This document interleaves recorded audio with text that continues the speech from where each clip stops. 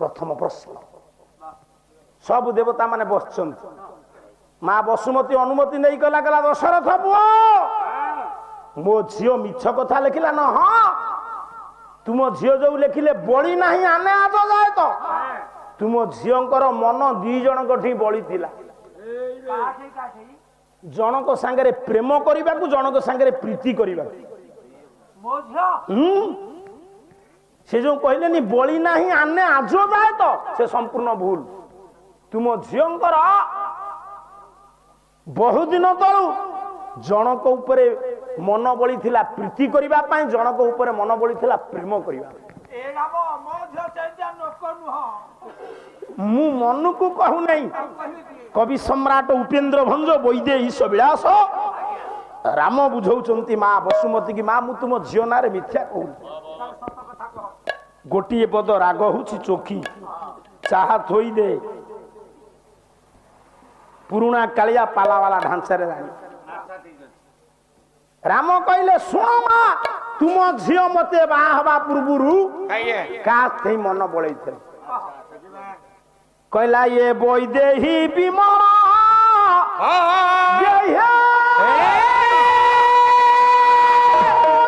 के सारे नाही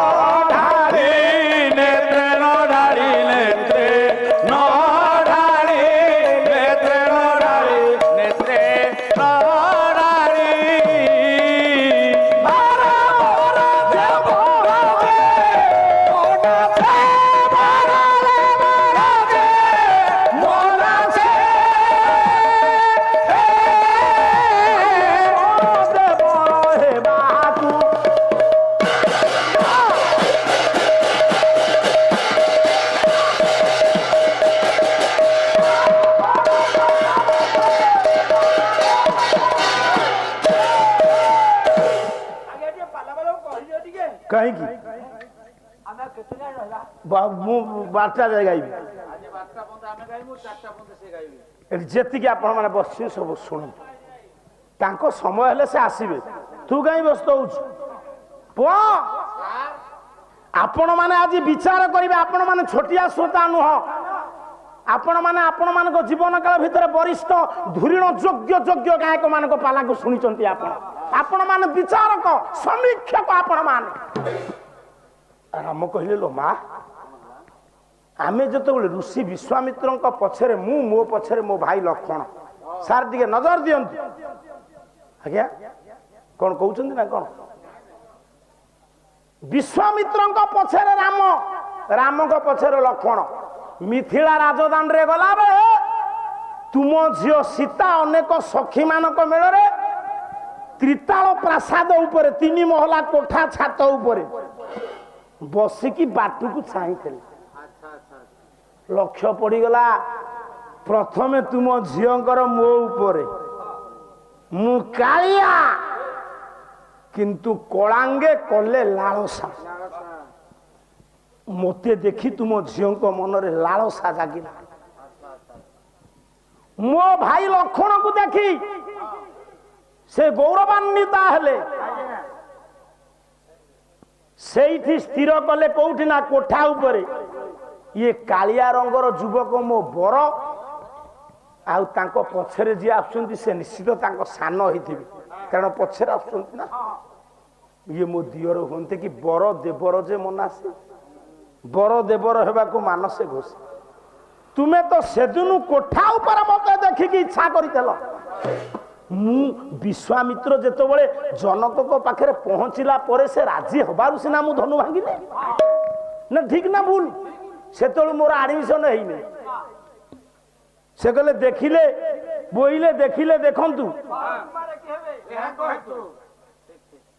ये विश्वास जन्मे पारे केड़े केड़े राजा माने गले तुम्हें मते से दिन कोठा ऊपर देखी मन देदेल ये कौन कहूच ये जाबत क्या चिंता करना ये विचार करंतु एटा सीतांकर कहवाटा ठीक कि भूल सीता को असती सोनादास कहूने तांको स्वामी राम तांको त्रुटि बाछिले आज प्रस्तुति है कि आस पाढ़ी पंडिते सारे ये बालक बालक नुह तुम्हें निया लगे देच काली मोटी गोटे गायक को कह माइचा जी आपण मैंने बस सब शुण रना हे मोर ज्ञानीन्द्र पुंगव द्वितीय प्रश्न आपण मैंने कहतु ये समालोचनाटा रामकर सीता को ठीक अच्छी ना नाई भंज लिखिं मु लिखिनी द्वितीय प्रश्न मुझे मन गढ़ा पद बोलती आप मत कहतु मु जहाँ कहि भंजकर कहि वाल्मीकिंकर कहि कपिलंकर द्वितीय प्रश्न ब्रह्मा पचारे गले द्वितीय कहतु ये प्रश्न था उत्तर था पछे समाधान हम किए ठीक किए भूल पछे देखिए कहना हाँ आज्ञा कौन करी मो पारे पैसा पत्र ना मु बही भी किणी पानी कौटी मु पैसा कौन रखे मु सब बांटी दिए मु कौन मास्टर गायक है कि छेनारू चोपा छड़ाई पैसा बांटी देवी मु आ एकाथरे ये जना पड़ुची पाढ़ी सपटक रे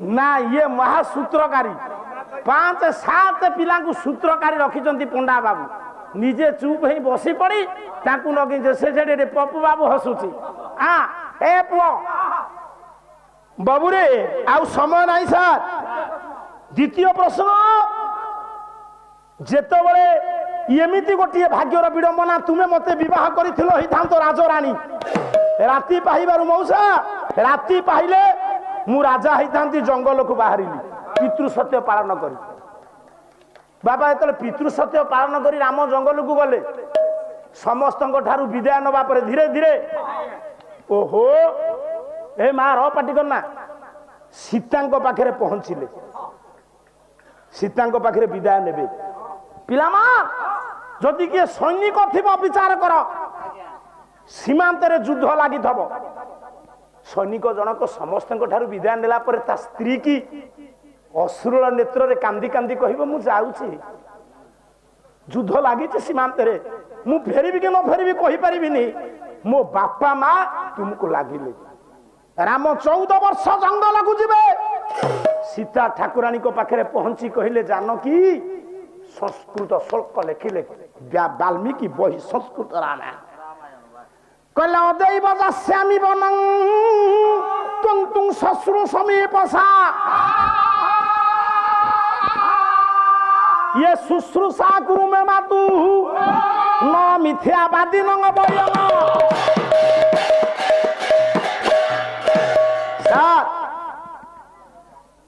जनक नंदिनी जानकी धीरे धीरे कोलाहल हेले तो अड़ुआ हौ आ कौन करिया बोलो बह शुण पाला मो बोलो बह हाँ बो हबनी आ कौन हम शुणु मा जनक नंदिनी जानकी कि पचारे राम ठाकुर कहले जानकी मु अबेला जंगल को जाऊँ तुम तुम शशुर समीपसा तुम्हें मो बापा माँ कि तुम शाशु शशुर सेवा कर सर कहवा रामकर भूल किंतु सीता कौन कले जान कहले मु केबे हेले अयोध्या आपन को छाड़ी रही पारिबी देखो माँ केड़े बड़ घर झील केड़े बड़ घर बोहू राम कहउचंती मु अबेला जंगल को जाउची तुमे मो बापा माँ को सेवा कर अदैव जास्यामि वनं तुं तुं शशुर समीपसा शुश्रूषा कुरु में मातु न मिथ्यावादी नंग बय सीता ठाकुरानी कहउचंती मु आपन को छाड़ी अयोध्या रे रही पारिबिनी ये अयोध्या लागिबो मते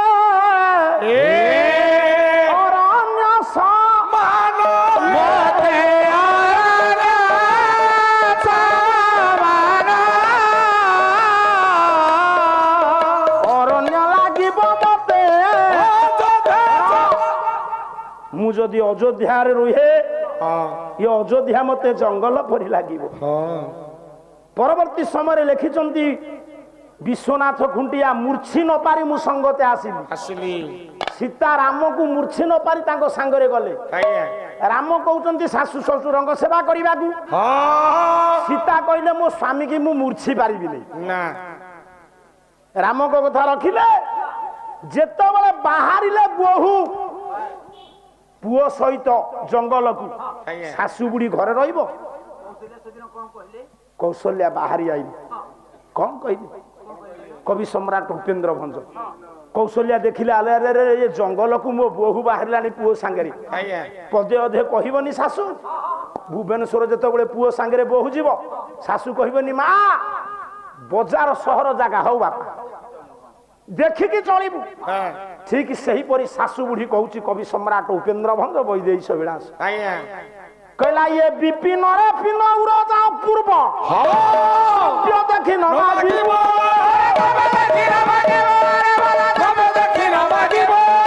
विपिन रे पिन उड़ जाओ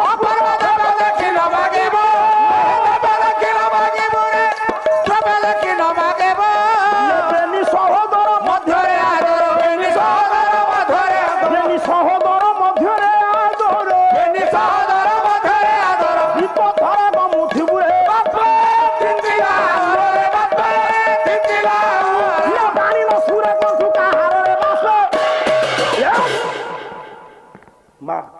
कौशल्या दौड़ी आइले कौन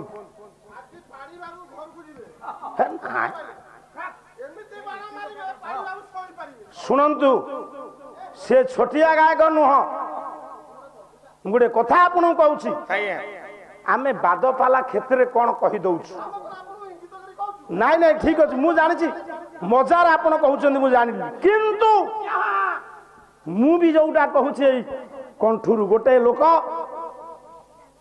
नाची पारुचंती कि कंठ अच्छे कि सेमती स्टेज फिटिंग की किंतु कौन तांको भीतर अच्छी सारा ओडिशा झुरुची छोटिया सनातन दास एते मूर्ख नुह जे कहा भीतर प्रतिभा को से निंदा करिबो ना ना ना कौन सी योग्य व्यक्तिर प्रतिभा को जदि निंदा करा जाए ताहले आम प्रतिभा कुआडे पानी फाटी जाए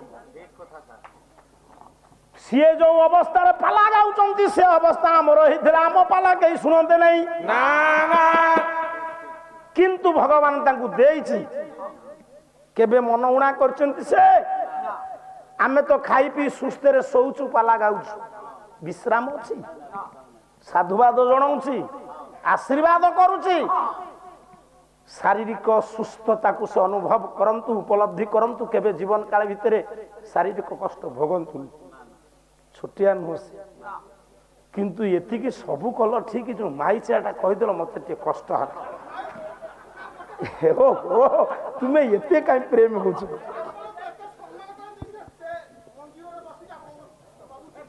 मु जानी खाली ये नुह ओडिशा रे गोटे दुर्मुख गायक नृसिंह होता ताकू सोनादास तुता मंचरे कहे मु कौन ताठू बेसी बड़ गायक केते थर एमती गोईठा मारदेवी ताकू बसा घरे कहीं सेगुड़ा पीचु कही गोईठा मार से किरिकिरी बाजी हस्तव गोड़ को धरत गोटे गायक ता मन इगो नाही आ ओडिशा रे सबुतक युव गायक जेतिकी एका नृसिंह होता सेति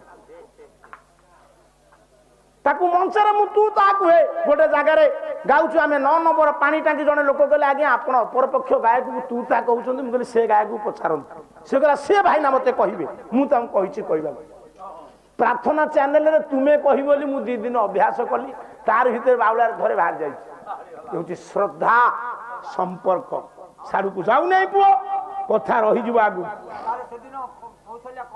कहले लो माँ हे पृथ्वी झियो पिनो उरजा मो पुओ मानक संगे जाऊछु अपूर्व द्रव्य मागिबुनी हे बाबू बाबू माँ कौशल्या सीता को कहिले जंगल रे मो पिला मानक अपूर्व द्रव्य मागिबु नै किंतु ये जेमिति जंगल रे पहुंचिले पंचवटी रे मागी नांती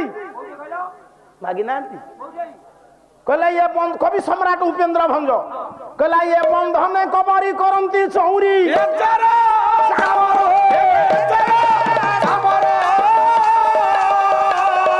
बामे धनु धरी राघव उचारी आपण माने प्रत्युत्पन्नवती टिके विचार करंतु जो सासु बुढ़ी कही जे विपिन रे कि जंगल रे तुम अपूर्व द्रव्य मागिबनी तुमे कौन केड़े बड़ घर झील कौन भूली गल जेमती पंचवटी देखिल सुना मृग कौन कहल मुझे कबरी करी ता पुछकू बांधिबी हाँ कौन कहलु सीतांकर मने नहीं जेमिति राम बाहरी आनिबा को जने मने पकई देला तू कहबू बहुत दिन है सासू कही सीतांकर मने नहीं जने बा मने पकई देला कवि सम्राट उपेंद्र भंज से वैदेश विलास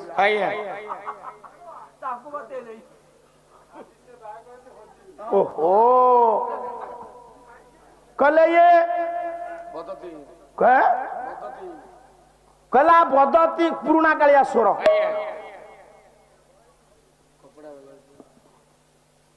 बापा ये हाँ कहे आगे दे ये कथाटा रही अधा अधा रखीदेवी कि कोईले मेला कर देगी अधा रही ये कुना सत कहबू ये तुम्हें टंका देच ना पाढ़ी बाबू दे सत कह मो भणजा कौटी गोटे जजमानिया कहीकि घोषारी आनी हाँ हाँ प्रभु ना ये भल मानुଛି तुमको मानुछ मानुछ बापा कौटी बिक्री होची कि बापा मु आणती खंडे कहला बदती लक्षण ये कपटी आण स्वर पाढ़ी बाबू या तुम्हें धार धारना कहला बदती लक्षण ये कपटी आण मारिच निश्चय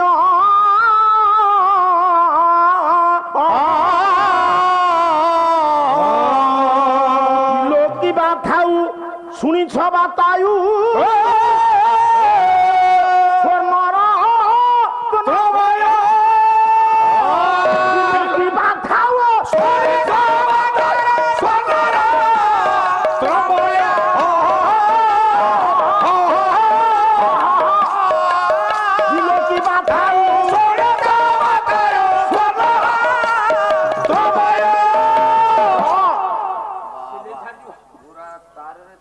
पचास वर्ष बीती जीव जदि स्वरटा पकईदेव मुझे जानी पाढ़ी ठीक गाय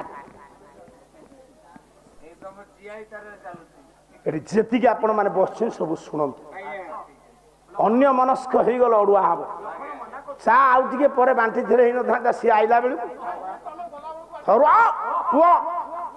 ये कहले किए लक्षण कहले कहले बापा ए भाई आपण कौन माँ को कथार जाऊँ सुना मृग को मारिबा को से मारिछ सार परिष्कार करदे लक्षण बदती लक्षण ये कपटी एण ये कपटी मृग मारिछ निश्चय सीता तो ठकिनी से गोड़ को धर था से जीवा पर मना कर मना करू करू बर रुहा नास्ती करू करू करी ना मु जाऊ जाऊ चोर पलैला मु जाइछि कि ये मना करू करू से पलैले तुम्हें तो निजे स्त्री से स्वामी सासू कहीदेले ठकिनी गोड़ दीटा धरे पकड़े सासू कथा मानिले जान कि लक्षण मन पकईदेले को मानिले ये गला 3 नंबर प्रश्न चतुर्थ प्रश्न परपुरुष सांगे जान कि चली गले परपुरुष चली गले हां का सांगे रावण सांगे चली गले जबरदस्त रावण नेला रावण सीता को चोरी करी नहीं चोरी कला भंजक साहित्य बोली भी जदि अविश्वास हम मते कहबू तम गारे राम लीला रे करथबो चल देखियो सीता केमते गले प्रमाण सुनु राम कहउचंती अरे भंज कवि सम्राट उपेंद्र भंज घुमसरे गडर योग्य दायद ए पोए गोठिए पद दशग्रीव रावण सीता को चोरी करी नहीं ना राम कहले तुम्हें परपुरुष परिचय देला पर ता संगे चली गलो जेतो बळे चली गले राम मारिबा पाई मृगु को लक्षण को दायित्व देले कहले भाउज तोते लागिले जेतले त्राही लक्षण डाक सुनिले किए सीता कपिल कहले कहला बेके गछ न लक्ष्मण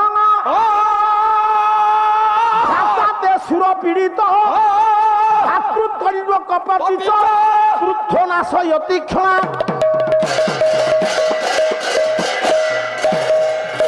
कान जो त्राही लक्षण डाक बाजिला चमकी पड़े जनक नंदिनी जानक कहले लक्षण तुम बेगे न गछ तुम्हें शीघ्र जा लक्षण हाथ जोड़ी देले कहले माहा आपण कौन जानी ना मो भाई आपण को स्वामी से होचंती त्रैलोक्यपति से मुहूर्त कर राक्षस को मारी फेरी आसीबे आपणकर विश्वास नहीं देखंतु राम को ऊपर गुरुत्व दे लक्षण सीता को कहला बेले सीता जो कथा कहले लक्षण केबे विश्वास करनथिले एमिति कथा कहबे बोली उर्मिला काव्य गोटे पद जनक नंदिनी जानकी लक्षण कौन कहउचंती जानछु लक्षण कहउचंती भाई मुहूर्त के से राक्षस को मारी के आसीबे राम कहले सीते तुमे कौन कहलो मो भाई की कौन कहलो कहला ये सौमित्री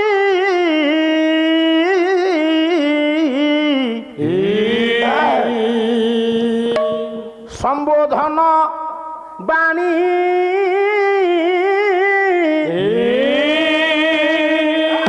ठंडार टिके मो कंठ पड़ जाए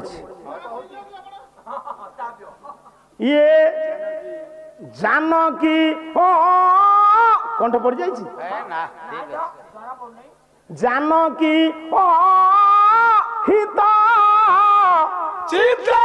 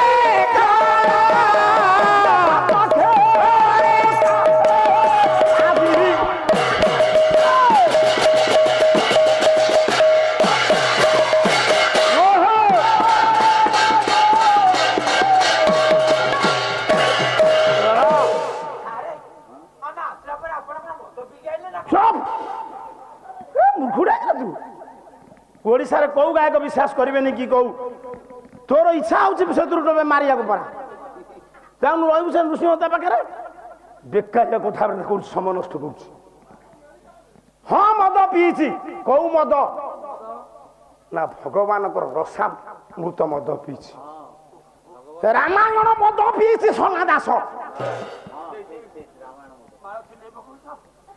माल छिनौची आपना छाए पड़गला केते एक्शन मु देखौ नहीं नले देखैले ये मत कहते माइचा जेतिक आपण माने बसे सब सुनो देखिले से कबे माइचा कहबेनी एक्शन देखैनी मु समय आसीब दिने देखिबो तुमे माइचा कोन रा जानिबो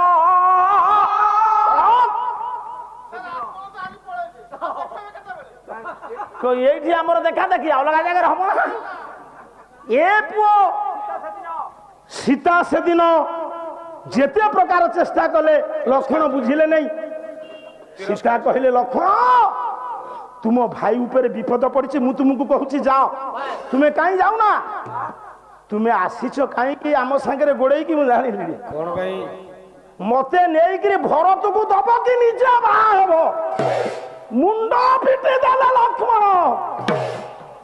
कहले माँ मु तो पाद दुईटी व्यति रखे तोर कौन से अवयव देखी ମୁଁ ତୋତେ ମା ପରି ହୃଦୟରେ ସ୍ଥାନ ଦେଇଛି। ମୁଁ ଜାଣିଛି ମୋ ଭାଇ ମୁହୂର୍ତ୍ତରେ ସେ ରାକ୍ଷସକୁ ମାରି ଆସିବେ ବୋଲି କହିଲି। ତୁ କେଡ଼େ ବଡ଼ କଥା କହିଦେଲୁ ମା। ମୁଁ ଜାଣିଲି ଖାଇବା ନାହିଁ, ପିଇବା ନାହିଁ, ଶୋଇବା ନାହିଁ। ମୁଁ ଆସିଥିଲି ସେବା କରିବାକୁ, ପୁରସ୍କାର ପାଇଲି ମା। ଇଏ ଦୁନିଆରେ ଗୋଟିଏ ନାରୀ କି ଗୋଟିଏ ପୁରୁଷ କୋଉ ଦୃଷ୍ଟିରେ ଚାହୁଁଛି ସେ ନାରୀ ଜାଣି ନବ। ତୁ କଣ ଜାଣିପାରୁନୁ ମା? ତୁ କଣ ଜାଣିନୁ ଏ ଲକ୍ଷ୍ମଣ ତୋତେ କୋଉ ଦୃଷ୍ଟିରେ ଦେଖେ? କାହିଁକି ଏଡେ ବଡ କଥା କହିଲୁ ମା? କାହିଁକି ଏଡେ ବଡ କଥା କହିଲୁ ମା? ମୁଁ ତୋତେ ମୋ ହୃଦୟରେ ଦେବୀ ରୂପରେ ସ୍ଥାନ ଦେଇଛି, ସେ ଚିନ୍ତା କେବେ କରିନି। ଯାଉଛି ମା। କ୍ରୋଧରେ କୁପିତ ବ୍ୟାଘ୍ର ପ୍ରାୟ 3ଟି ନିଷେଧ ରେଖା ଟାଣି ଦେଇ ଚାଲିଗଲେ। ସମୟ ନାହିଁ, ଗୋଟିଏ ବରୁଣ ଗାର, ଗୋଟେ ଅଗ୍ନି ଗାର, ଗୋଟେ ମରୁତ ଗାର। ଯେତେବେଳେ ଚାଲିଗଲେ ସେତିକିବେଳେ ରାବଣ ଦେଖିଲା, କହିଲା ଆଚ୍ଛା ଆଚ୍ଛା ଯିବା। ଆପଣ ମାନେ ଶୁଣିବେ, ରାମ କହୁଛନ୍ତି ତାଙ୍କ ସ୍ତ୍ରୀ ସୀତାକୁ, ରାବଣ ସୀତାଙ୍କୁ ଚୋରି କରି ନେଇଲେ। ଭଞ୍ଜ ସାହିତ୍ୟରୁ ପ୍ରମାଣ ଦେବି। ଯେତେବେଳେ ଲକ୍ଷ୍ମଣ ଚାଲିଲେ ରାମଙ୍କୁ ସୁରକ୍ଷା ଦେବା ପାଇଁ ସୀତାଙ୍କର କଟୁ ବାଣୀ ଶୁଣି ସେତିକି ବେଳେ ରାବଣ କଣ କଲା? କବି ସମ୍ରାଟ ଉପେନ୍ଦ୍ର ଭଞ୍ଜ କହିଲା, ବହି ଜ୍ୟୋତି ବେଶ ରାବଣ ଯେ ଆସିବ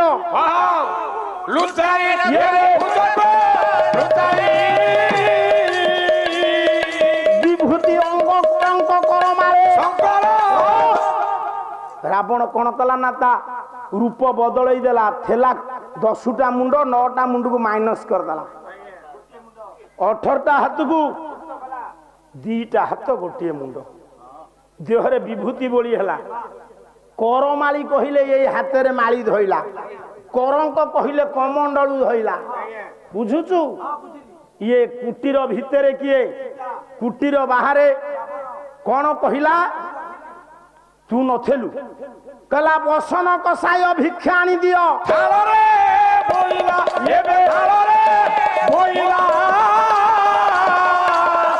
ବସ କ୍ଷଣେ ଭାସ, ବସ କ୍ଷଣେ ଆସ ଭାସିଲା ଏ ଭାସ। ବସ କ୍ଷଣେ ଇସ ଆସନ୍ତୁ ଏ ଭାସ। ଭାସିଲା ମହିଳା ନୁହଁ, ମହିଳା। ମହିଳା କଣ ସଫା କରିବୁ? ଏ ମା, ଦଶଗ୍ରୀବ ରାବଣ ଯେତେବେଳେ କହିଲେ, କହିଲେ ମା ତୁମେ କୁଟୀରରେ କିଏ ଅଛ, ମତେ ଖଣ୍ଡେ ଭିକ୍ଷା ଦିଅ। ମୋ ମା ତୁମେ ଯୋଉ କଥା ନ କହିବ ସୀତା ସେଇ କଥା କହିଲେ। ସନାତନ ଦାସ ଯଦି ଏ ଗାଁକୁ ଏ ପୁଅର ଭିକ୍ଷା ପାଇଁ ଆସିବ, ମୋ ମା କହିବେ କି ନାଇଁ ଆମ ସ୍ୱାମୀ ଯାଇଛନ୍ତି ନିଆଳି, ସେ ଆସନ୍ତୁ ଭିକ୍ଷା ଦେବି। ସୀତା ଠାକୁରାଣୀ କଣ କହିଲେ? କହିଲେ ବସ କ୍ଷଣେ ଇସ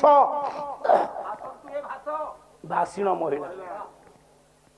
ରାମ କହିଲେ, କହିଲେ ଜାନକୀ ତୁମେ ସେଦିନ ରାବଣକୁ କହିଲ ଈଶ ଆଇଲେ ଭିକ୍ଷା ଦେବି। ରାବଣ ମୂର୍ଖ ନୁହଁ, ରାବଣ ଭାରି ଚାଲାକ। ରାବଣ କହିଲା ଈଶ କହିଲେ ସ୍ୱାମୀ, ଈଶ କହିଲେ ନଙ୍ଗଳ ଈଶ ଏଠି ଦରକାର ନାହିଁ। ପୁଅ ସେଇଠି ରାବଣ ମହା ଚାଲାକି କହିଲା, ମା ମୋର କହୁଛି ଈଶ, ମୁଁ ଈଶ ଅର୍ଥ ବୁଝି ନାହିଁ। କହିଲା ବିଂଶ ପାଣି ଭଣି ଈଶାନ କଲେଣି, ଏ ବନେ କି ବାସ। ରାବଣ କହିଲା, ଲୋ ମା, ଶିବ କଣ ଏ ଜଙ୍ଗଲରେ ବାସ କଲେଣି, ସେ ଆଇଲେ ତୁମେ ଭିକ୍ଷା ଦବ? ରାବଣ ସୀତାଙ୍କର କେମିତି କଥାବାର୍ତ୍ତା, ଇଏ କୁଟୀର ଭିତରେ, ସେ କୁଟୀର ବାହାରେ। ସେଇଠି ସୀତା କହିଲେ, କହିଲେ ନାଇଁ ନାଇଁ, ସେ ଈଶ ନୁହଁ, ନା ଆଉ ନା ଧବ। ପୁଅ ଶୁଣ, ଧବ ଆଇଲେ ଭିକ୍ଷା ଦେବି ସୀତା କହିଲେ। ରାବଣ କହିଲା ଧବ କହିଲେ ସ୍ୱାମୀ, ଧବ କହିଲେ ଗଛ। ରାବଣ କଣ କହିଲା? କହିଲା ଉର୍ବିରେ କି ଧବ ଜାତ ଆତ କରିଲେଣି, ଆସିଛନ୍ତି ଯିବା ପାଇଁ ଦେବ ଭିକ୍ଷା। ରାବଣ କହିଲା, ଲୋ ମା,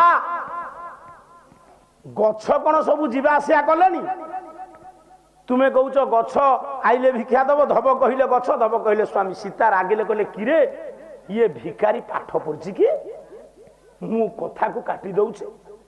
ସୀତା ଠାକୁରାଣୀ କହିଲେ ନାଇଁ ଧବ ନୁହଁ ନା ଆଉ କିଏ ନା ରାଘବ। ଠୋ ଠୋ ହେଇ ରାବଣ ହସିଲା। ଯାତ୍ରା ପାଟିରେ ଦେଲୁ ପରା ବାଉଁଶ ବୁଆଉଦେଲୁ ସେଇ ହସ। କଣ କହିଲା ରାବଣ ଯେତେବେଳେ ସୀତା କହିଲେ ରାଘବ ଆଇଲେ ଭିକ୍ଷା ଦେବି।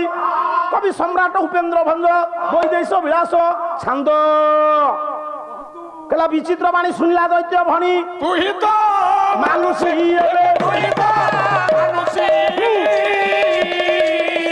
ବାରିଧି ବାସି ମତ୍ସ୍ୟ ଏ ସ୍ଥଳେ ଆସି। ସୀତା ଠାକୁରାଣୀ ଯେତେବେଳେ କହିଲେ ରାଘବ ଆଇଲେ ଭିକ୍ଷା ଦେବି। ମଉସା ରାଘବ କହିଲେ ରାମ, ରାଘବ କହିଲେ ବାଳିଆ ମାଛ। ରାମ ସୀତା ରାଘବ ରାମ ନ୍ୟାୟରେ କହିଛନ୍ତି। ରାବଣ କହିଲା ବାରିଧିବାସୀ ମତ୍ସ୍ୟ ସମୁଦ୍ରରେ ଯୋଉ ବାଳିଆ ମାଛ ସିଏ ଆଇଲେ ଭିକ୍ଷା ଦେବ। ସୀତା ସବୁ ସମୁଦ୍ରରେ ଅଛନ୍ତି। ଆଉ ଭଞ୍ଜକୁ ପାରଉନା ଏ ଯୋଉ ଭଞ୍ଜ ଲେଖିଛନ୍ତି ତାକୁ ଯାଇ ମାର। ସମୁଦ୍ରରେ କେତେ ମାଛ ଅଛି ତୁମେ କେଇଟା ଜୀବ ଚିହ୍ନିଛ? ବାରିଧିବାସୀ ମତ୍ସ୍ୟ ଏ ସ୍ଥଳେ ଆସି ତୋ ସଙ୍ଗେ ମିଳୁଛି। ମାଛ ନା କୈବର୍ତ୍ତ ଦେଇଛନ୍ତି, ଧାନ ନା ଚାଷୀ ଦେଇଛି। ଛାଡୁକୁ ଯା ନା ବାପା। ବାରିଧିବାସୀ ମତ୍ସ୍ୟ ଏ ସ୍ଥଳେ ଆସି ତୋ ସଙ୍ଗେ ମିଳୁଛି। ରାଗିଗଲେ କହିଲେ ବକ୍ରୌକତି କହୁଛ ହୋଇଯତି ବୋଇଲେ। ଯେତେବେଳେ ସୀତା କହିଲେ ତୁମେ ଭିକ୍ଷା ପାଇଁ ଆସି କାହିଁ ବଙ୍କାଳିଆ କଥାବାର୍ତ୍ତା କରୁଛ, ନିଆଁ ଲାଗିଗଲା ରାବଣ ଠି। ରାବଣ ବିଚାର କଲା କହିଲା ମୁଁ ବିଶ୍ରବାନନ୍ଦନ ଏ ପୁଅ, ମୁଁ ବ୍ରହ୍ମାଙ୍କର ଚତୁର୍ଥ ପୁରୁଷ। ବାବା ମୁଁ ଚୋର ନୁହ ନା, ମୁଁ ପରିଚୟ ଦେବି ତା ଇଚ୍ଛା ହେଲେ ଆସିବ ନହେଲେ ନାହିଁ। କୁଟୀର ଭିତରେ ସୀତା, କୁଟୀର ବାହାର ରାବଣ। ରାମ ରାବଣକୁ ଯେତେବେଳେ କହିଛନ୍ତି ସୀତା କେମିତି ବଙ୍କାଳିଆ କଥାବାର୍ତ୍ତା କରୁଛ, ରାବଣ କଣ କହିଲା? କହିଲା ବୋଲେ ମୁଁ ଲଙ୍କେଶ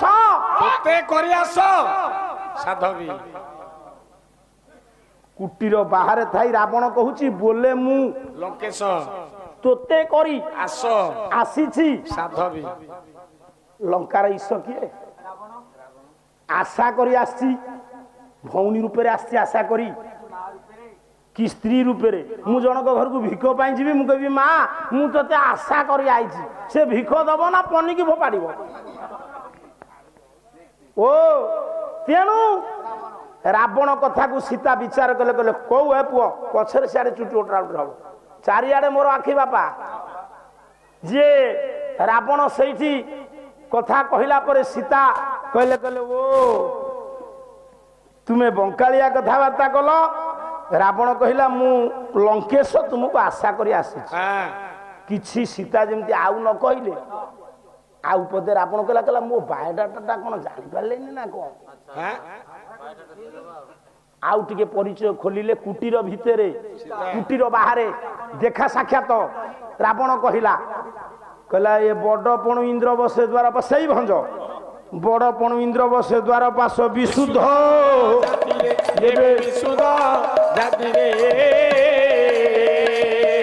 ବ୍ରହ୍ମାର ଚତୁର୍ଥ ପୁରୁଷ ମୁସତ।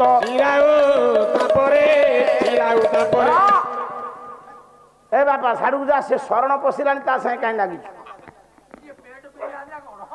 କବା ତୁ ତ ଖାଲି ପ୍ୟାଣ୍ଟ ପିନ୍ଧିଛୁ, ଆଉ ପ୍ୟାଣ୍ଟ ନ ପିନ୍ଧିଲେ କଣ ହବ? ତାଙ୍କର ସ୍ଥାନ କାଳ ପାତ୍ର ଅଛି, ମଣିଷଙ୍କର ସ୍ଥାନ କାଳ ପାତ୍ର ନାହିଁ। ସାଡକୁ ଯା ନା ବାପା, ଯୋଉ ଆଡକୁ ଯିବୁ ସିଆଡେ ଧାରା ଯିବ। କିନ୍ତୁ ଏତିକି ତାଙ୍କର ଗୋଟିଏ ଲକ୍ଷଣ କଣ ନା କ୍ଷୀରି ହଣ୍ଡାରେ ଆଗ କ୍ଷୀରି ନ ଖାଇକିରି କାନ କାମୁଡା କାମୁଡି ଛିଣ୍ଡା ଛିଣ୍ଡି ହେବି, ନହେଲେ ସଂଯମତା ତାଙ୍କର ଠିକ ଅଛି, ମଣିଷଙ୍କର ସେ ସଂଯମତା ନାହିଁ। ଗେଡୁ ଭଲ ତ କରୁଛୁ। ରାବଣ କହିଲା ମୁଁ ବ୍ରହ୍ମାର ଚତୁର୍ଥ ପୁରୁଷ, ମୁଁ ଚିରାୟୁ, ପଦ୍ମିନୀ ଜାତୀୟ ନାରୀ ମୋ ରାଜ୍ୟରେ ପରିପୂର୍ଣ୍ଣ। ବଡପଣୁ ଇନ୍ଦ୍ର ପଶେ ଦ୍ୱାର ପାଶେ ବିଶୁଦ୍ଧ ଜାତିରେ। ମା ସୀତା ନୀରବ ରହିଲେ। ରାବଣ କହିଲା କଣ ମା ଜାଣିପାରୁନି ନା କଣ? ଖୋଲିଦେବି ପରିଚୟ। କହିଲା ବିଭୂତି କିସ କହିବି ମୋର ଦେଶ ସେଇ ଭଞ୍ଜ। ବିଭୂତି କିସ କହିବି ମୋର ଦେଶ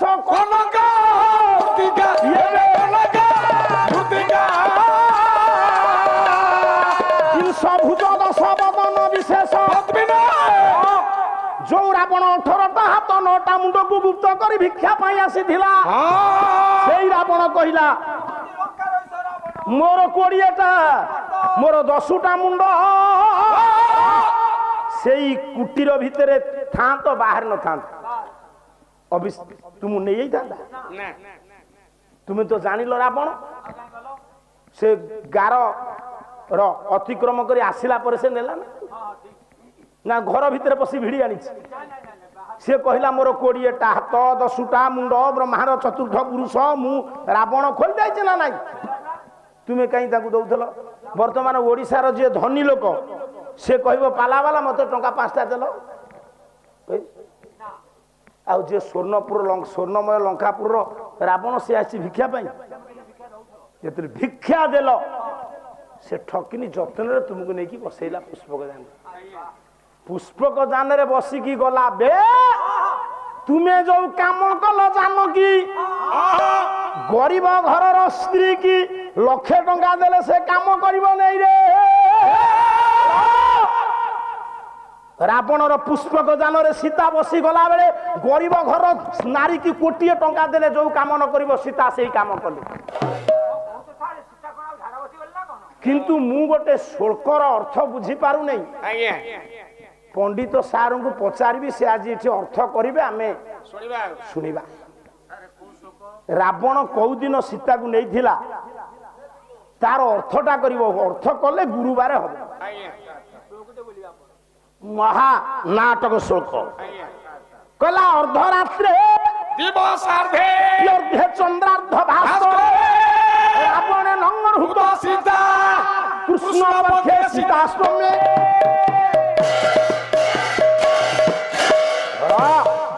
ପାଢୀ ବାବୁ ଶୁଣୁଥା। ରାତ୍ରି ଅଧ ଦିନ ଅଧ ସୂର୍ଯ୍ୟ ଅଧ ଚନ୍ଦ୍ର ଅଧ କୃଷ୍ଣ ପକ୍ଷ ସୀତାଷ୍ଟମୀ। କୃଷ୍ଣ ପକ୍ଷରେ ସୀତାଷ୍ଟମୀ ପଡେନି। ଆକୁ ହିସାବ କରିକି ବୁଝେଇ ଦେଲେ ଗୁରୁବାର ହବ। କେମିତି ତା ହିସାବଟା? ତୁମେ ଯେହେତୁ ପଣ୍ଡିତ ତୁମର ଆମଠୁ ସଂସ୍କୃତ ଜ୍ଞାନ ଅଧିକ ସେ ଯୋଉ କାଲି ବିନା ଶୋଳ୍କରେ କରୁଥିଲ ନିଷ୍କୋ ନିଶୋଳକିଆ ଆଜି ଟିକେ ଦବ ଏ ଅର୍ଥଟା ମତେ ବୁଝେଇ ଦବ। ମହାନାଟକ। ରାତି ଅଧ ଦିନ ଅଧ ସୂର୍ଯ୍ୟ ଅର୍ଧ ଚନ୍ଦ୍ର ଅର୍ଧ କୃଷ୍ଣ ପକ୍ଷ ଅଷ୍ଟମ୍ୟାତୀତ ନେଇକି ପୁଷ୍ପକ ଯାନରେ ଗଲା ବେଳେ ସୀତାଙ୍କୁ କିଏ ତୋ ସ୍ତ୍ରୀ କି 1,00,000 ଟଙ୍କା ଦେଲେ ଯୋଉ କାମ ନ କରିବ ସେ ସେଇ କାମ କଲେ। ଗୁରୁବାରେ କୋଉ ନାରୀ ଅଳଙ୍କାର ଖୋଲିବନି। ମାଗିକିରି ନେଇଥିଲେ ଅଳଙ୍କାର ବି ଖୋଲିବନି। ପଣତ କାନି ଚିରିବନି। ଦଶଗ୍ରୀବ ରାବଣ ଗୁରୁବାରେ ଜନକ ନନ୍ଦିନୀ ଜାନକୀ କି ପୁଷ୍ପକ ଯାନରେ ନେଲା ବେଳେ ମା କଣ କଲେ? କପିଳ ଲେଖିଲେ କହିଲେ ଜଗାମ ବାୟୁ ବେଗେ ସୀତା ମାଦାୟ ସତ୍ୱର ଉତ୍ତରାର୍ଦ୍ଧ ଖଣ୍ଡେନ ବିମୁଚ୍ୟା ଭରଣାଦିକ।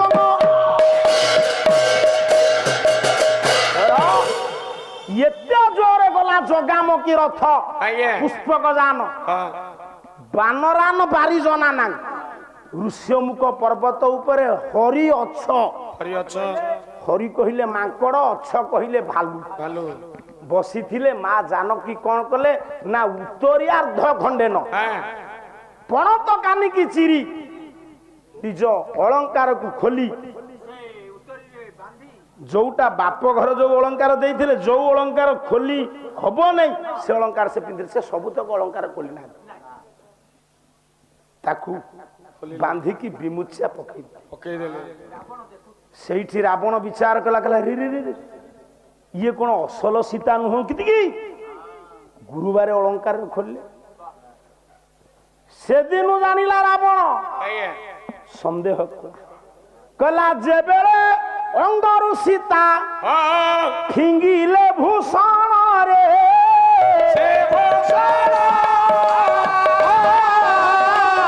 ଜାଣିଲ ର ଗୁଣୁ ତରୁ ନାହିଁ ସତୀ ପଳରେ ସତୀ ପଳ।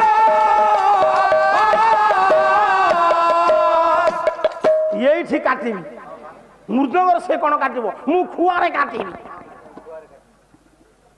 जो दिन फिंगी देले जनक नंदिनी जानकी अलंकार रावण कहला ये कौन असल सीता नुहंती कि अशोक कानन रे रखिला परीक्षा करने उद्देश्य राम को कोटा मुंड को पकईला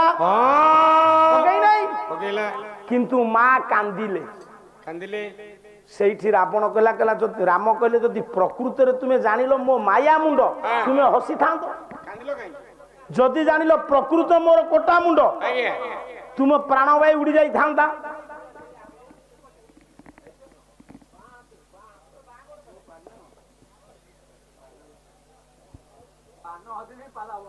हाँ कौन कर अपेक्षा करिया पड़िबो तेणु पुओ कहले ये कांत कृत्य प्राण त्यक्ता सत्य धर्मे प्रतिष्ठिता स्वामी मला परे स्त्री देखू कि सुनू मन रख मा स्वामी मरीगला स्त्री देखिला स्वामी मृत पिंड तो प्राण भाई उड़ी जीव अपना का प्राण भाई स्त्री प्राण तो गोटे चितारे पड़ स्वामी मला विदेश रे स्त्री शुणिला प्राण भाई उड़ी जीवे राम कहले जदि प्रकृत रे तुम्हें सती नारी जानिलो मो कोटा मुंड रावण आनी जाइछि तुम प्राण भाई उड़ी जीवा जदि जानिलो माया कांदुथलो काई कांदी ना मु कोन कहूछि पिसी खुंटिया मु विश्वनाथ खुंटियाकर गाइबी तुम्हें भाईधर चंडकर गाइब गोटे पद कौन कहले विश्वनाथ खुंटिया कौन कहले हाँ अच्छी कला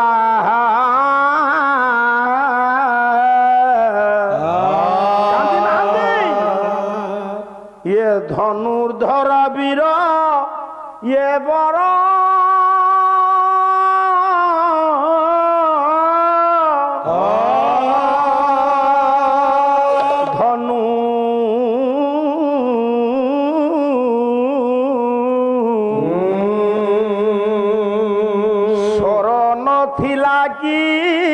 ये करो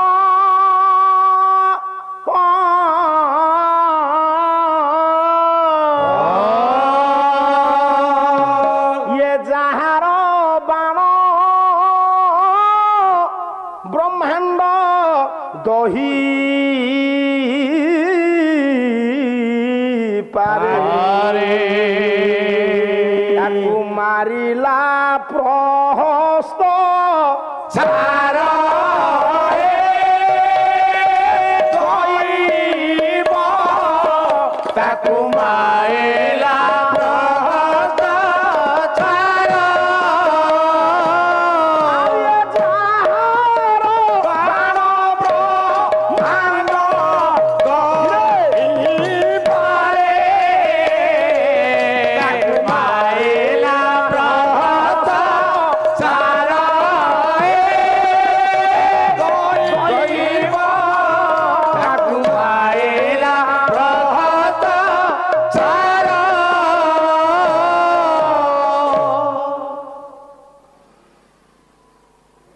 कांदी थिलो से दिन प्रश्न सातुटा पचारि देले राम गोटी गोटी की सुनंत तुम्हें मधुसजिया रजनी रे मिथ्या कथा लिखिलो द्वितीय कथा तुम्हें मो बापा मां को सेवा न करी मो संग आइलो जंगल को मो कथा मानिलनी तृतीय मो माँ कथा को अवमानना करी सुन मूर्ख मागिलो कथा को तुम्हें ग्रहण करो लक्षण को निंदा कल चतुर्थ रावण परिचय पाइबा परे तुम्हें गल अलंकार गुरुवार रे फिंगी की पणत कानी चिरिलो 6 नंबर प्रश्न 7 रे मो माया मुंड को अशोक कानन रे रावण पकईला परे तुम्हें जदि जानिलो माया कांदिलो काई आउ जदि जानिलो प्रकृत मो स्वामी कर मृत मस्तक बंचिल केमी ये 7टा प्रश्न पचारि सारिबा परे दशमती बसुमती ठिया हेले कहले बाबू दशरथ पुओ खाऊरे सुमत हूँ घरे निज बो को तो एते कौन एटा कहूनु ई पुओ कौन कहू ଶୁଣ ମା ଶୁଣ ବାପା ଇଏ ଝିଅ ମୋର ହଉଛି ତୁମ ସ୍ତ୍ରୀ ରଘୁକୁଳର ବୋହୂ ହଁ ଏଠି ମାନ୍ୟଗଣ୍ୟ ଦେବତା ମାନେ ଅଛନ୍ତି ଏ ଠିଆ ହେଇ କଥା କହିବନି ନା ମୁଁ ମା ତୁମେ ଯେମିତି 7ଟା ପ୍ରଶ୍ନ ପଚାରି ମୋ ଝିଅ ଜାନକୀକି ଅଥୟ କରିଦେଇଛ ମୁଁ ତୁମକୁ ଆଜି ଏଇ ସ୍ୱର୍ଗପୁରରେ 7ଟା ପ୍ରଶ୍ନ ପଚାରିବି କିଏ ପଚାରିବ ମା ବସୁମତୀ ପଚାରିବ ମୁଁ ତା ଦେହରୁ ଗୋଟିଏ ପ୍ରଶ୍ନ କହିଦେବି ଆଉ 6ଟା ପ୍ରଶ୍ନ ବସୁମତୀ ରାମକୁ ପଚାରିବେ ରାମ ଉତ୍ତର ଦେବେ ଆଜ୍ଞା। ତାପରେ ଯାଇ ବିଚାର ହବ ବସୁମତୀ ପଚାରିଲେ କହିଲେ ରାମ ମା ତୁମେ ରାବଣକୁ ବଧ କଲ ହଁ ତା ସାନ ଭାଇ ବିଭୀଷଣକୁ ତା ଭାଉଜ ମନ୍ଦୋଦରୀ ସହିତ ବିବାହ ଦେଲ ହଁ ବାଳିକେ ବଧ କଲ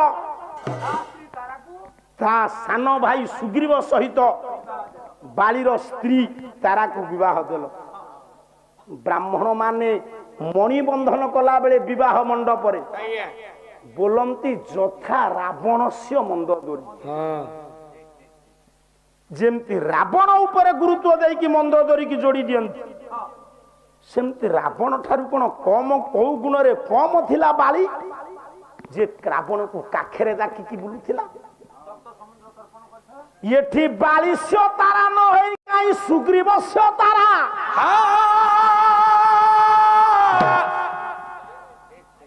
ଟିକେ ବିଚାର କରନ୍ତୁ ଏ କଥା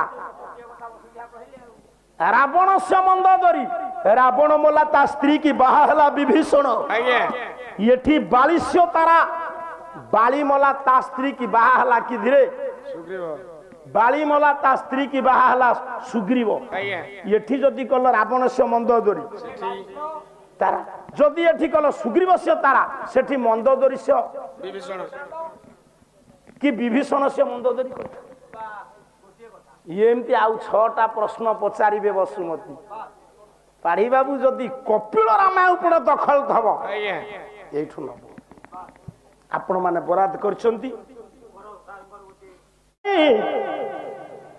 ଆଜି ଏ 3 ରାତି ପାଲା ଗାଇଲା ବେଳେ ଯଦି କିଛି ସନାତନ ଦାସର ତ୍ରୁଟି ଥିବ ମହତ ଗୁଣରେ କ୍ଷମା କରିବେ ପାଢୀ ବାବୁ ପାଲାର ଜମକ ପାଇଁ ବଡ ଭାଇନାଟା କଣ କହିଦେଇଛି ତୁମକୁ ମୁଁ ତ ଯେହେତୁ ମତେ ବଡ ଭାଇନା ବୋଲି ସମ୍ମାନ ଦଉଛ ଆଉ ମୁଁ ତୁମ ପାଖରେ କ୍ଷମା ମାଗିବିନି ମହତ ଗୁଣରେ ତାକୁ ଗ୍ରହଣ କରିବ ଭଲ କଥା ଗ୍ରହଣ କରିବେ ଖରାପକୁ ତ୍ୟାଗ କରିଦେବେ ତେଣୁ ମୁଁ ବି ତୁମ ପାଇଁ ଭଗବାନଙ୍କ ନିକଟରେ ପ୍ରାର୍ଥନା କରୁଛି ତୁମେ ଶାରୀରିକ କ୍ଲେଶ ନ ଭୋଗ ତୁମ ଭିତରେ ସେତିକି ଶକ୍ତି ଦିଅନ୍ତୁ ପ୍ରଭୁ ନ ଶୋଇକି ତୁମେ ପାଲା ଗାଉଛ ଛୋଟିଆ କଥା ନୁହଁ କିନ୍ତୁ ଯଦି ଏଡ଼େ ଦାମ୍ଭିକ ପଣ୍ଡିତ ବୋଲି ତୁମ ମନରେ ତୁମେ ବହି ଯୋଉଠୁ ଛାଡ଼ିଲି ସେଇଠୁ ଧରିବ କେତେ ଆଡେ ଦାଳ କି 7ଟା ଦୋଷ ମା ବସୁମତୀ ଧରିବେ ରାମଙ୍କର ଗୋଟିଏ ଦୋଷ କହିଛି ରାବଣ ସେ ମନ୍ଦୋଦରୀ ଯଦି ବାଳିଶ୍ୟ ତାରା କାହିଁକି ହେଇନି ଏଠି ଯେତିକି ଆପଣ ମାନେ ବସିଛନ୍ତି ସବୁ ଶୁଣନ୍ତୁ ସେ ଫାଙ୍କା ଗର୍ଜନରୁ କଣ ମୂଲ୍ୟ ଅଛି ଟଙ୍କା 100ଟା ତ ହେଇପାରିଲାନି ଖାଲି ଫାଙ୍କା ଚା ବାଞ୍ଚିକି ଗର୍ଜନ କରୁଛି ମୋ କହିବାର ତାତ୍ପର୍ଯ୍ୟ ପ୍ରଶ୍ନ ପଚାରିছে ପାଢୀ ବାବୁ ରାବଣ ସୀତାଙ୍କୁ ନେଲା ଚୁପ ବାଧିରେ ଅର୍ଦ୍ଧରାତ୍ରେ ଆଣୁଛ ଜାଣ ପ୍ରଶ୍ନର ଉତ୍ତର ଦିଆହବ ଏଇଟା ପାଢୀ ବାବୁ ଷ୍ଟେଜକୁ ଆସିବେ ଶୋଇବ କି ନ ଶୋଇବ ଇରେ ବାପା ଇଏ ଚନ୍ଦନ ନିପିଲେ ଏଠୁ ଟଙ୍କାଟେ ହାରିବ ନାହିଁ ରାତି ଅଧ ଦିନ ଅଧ ସୂର୍ଯ୍ୟ ଅଧ ଏଇ ପୁଅ ମୋ ଉପରେ ଚଢି ଯାଉଛୁ ଚନ୍ଦ୍ରଧ କୃଷ୍ଣ ପକ୍ଷ ସୀତାଷ୍ଟମୀ ତୁମେ ସଂସ୍କୃତ ଶିକ୍ଷକ ଡକ୍ଟରଟି ପାଇଛ ଯୋଗ୍ୟ ଗାୟକ ଗୋଟି ଗୋଟି କିରି ବୁଝେଇ କହିବ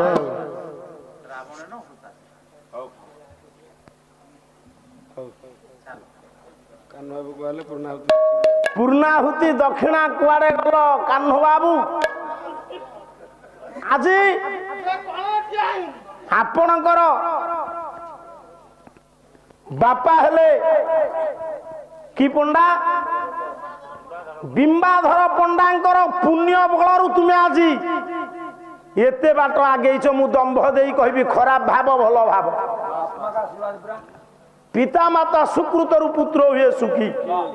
ଆସନ୍ତା ବର୍ଷକୁ ତାଙ୍କରି ନାଁରେ 2ଟା ମାନପତ୍ର 2 ଗାୟକକୁ ଦିଆଯିବ। ସେ ସ୍ୱର୍ଗରେ ଥାଇ ତାଙ୍କର ଅତୁତ ଆତ୍ମା ଆଜି ନିଶ୍ଚିତ ଭାବରେ ଖୁସି ହେଉଥିବେ, କହିବେ ଯୋଗ୍ୟ ପୁଅ କରୁଥିବେ। ତେଣୁ ସପରିବାର ବର୍ଗଙ୍କୁ, ସଂସ୍କୃତି ସମ୍ପନ୍ନ କୋରାଙ୍ଗ ଗ୍ରାମାଧିବାସୀ ମାନଙ୍କୁ ଆଜିର ଏ ଯେତିକି ଭବ୍ୟ ମଞ୍ଚରେ ଆପଣ ମାନେ ବସିଛନ୍ତି ସମସ୍ତ ମୋ ମା ମାନଙ୍କୁ, ବାବୁ ମାନଙ୍କୁ ଏ ସନାତନ ଦାସ ତାର ଅନ୍ତର ଗଭୀରତମ ପ୍ରଦେଶରୁ ଶ୍ରଦ୍ଧା, ସହାନୁଭୂତି, ଭକ୍ତିଭୂତ ପ୍ରଣାମ।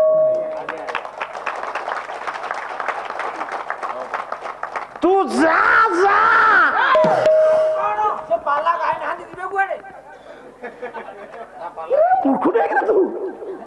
ମୁଁ ତାଙ୍କୁ କାହିଁ କହୁଛି ଯିବାକୁ?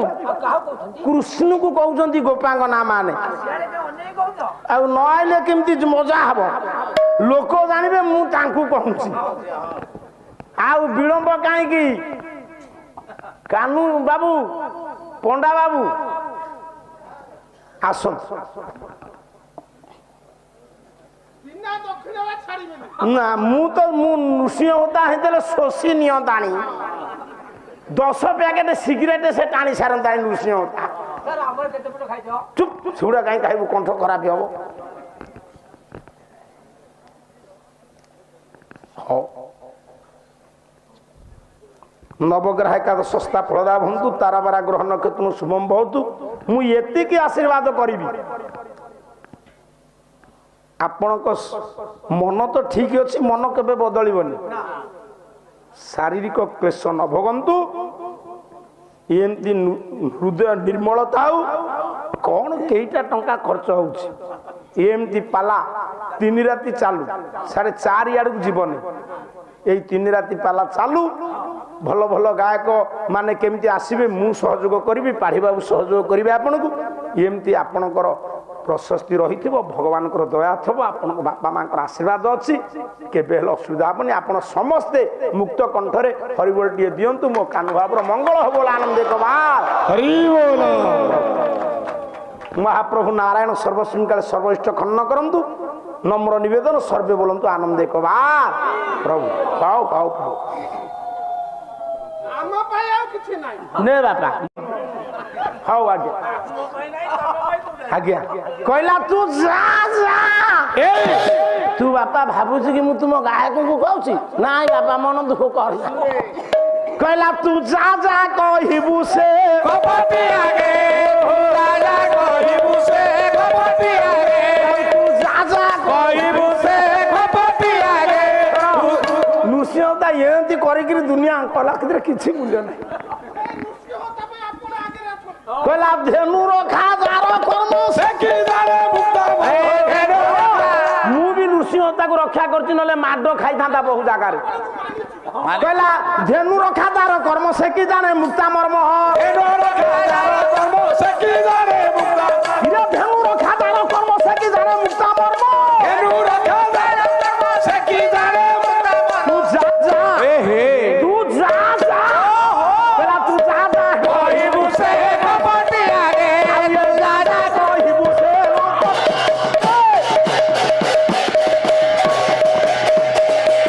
ତୁ ଯା ଯା କହିବୁ ସେ।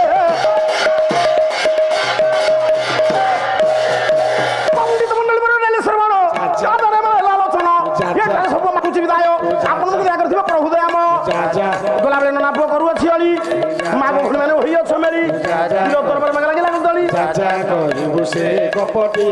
ହରିବୋଲ ସଙ୍ଗେ ହୁଳ ହୁଳି କର ତାଳି। କଲା ବୋଲ ହରି ହେ।